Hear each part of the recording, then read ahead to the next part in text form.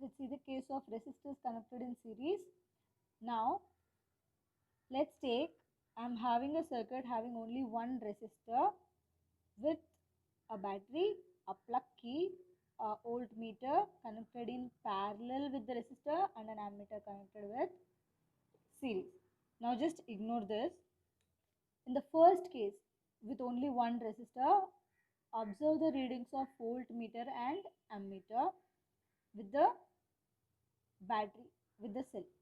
Now, if I replace or if I'm adding another resistor which is connected in series with this, the voltage will be changing and the ammeter reading is the same. Let's take the voltage or the potential difference offered by this is V. By the first resistor is V1 and by the second resistor is V2. Even in the circuit having only one resistor, the current is I, and even in the circuit having two resistors, the current is I, which means in a series circuit, flow of current will be the same. I is same, but voltage or potential difference across resistors, individual resistors add up, giving total voltage of the circuit,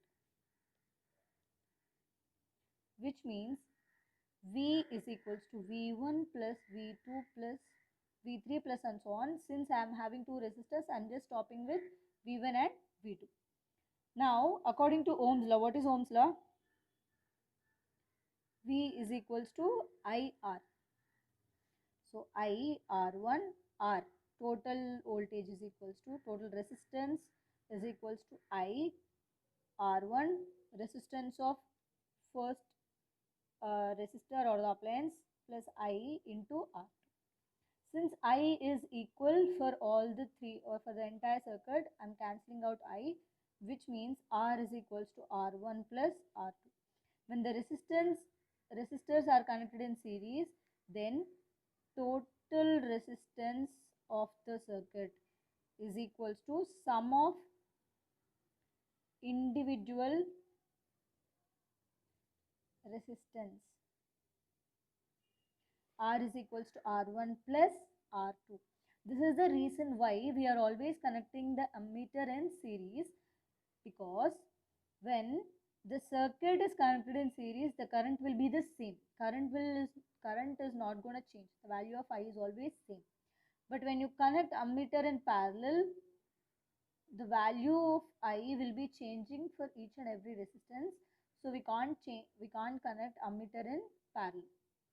If ammeter is connected in series only, we'll be able to have the value of I same in all the cases.